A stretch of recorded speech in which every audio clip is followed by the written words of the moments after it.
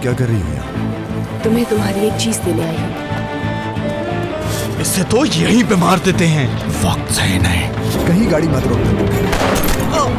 ना ना कहीं पे नीचे हो जाओ। हमें ऑपरेशन का हुक्म मिल चुका है और ये सब काम तुम्हें बहुत एहतियात के साथ करना है। Hello, lieutenant Yusuf speaking sir. हाँ बोलो यूसुफ। हम लोगों पर हमला हुआ है सर। मुझे तुम्हारी जरूरत है। मैं चाहती हूँ तुम आओ। शायद आज रात में आ जाऊं। हम जानते हैं कि उनकी पिछले हफ्ते मुलाकात हुई है अस्सलाम वालेकुम। और उनके दरमियान मुआहिदा भी हो गया है। रुको, क्या कर रहे हो ये?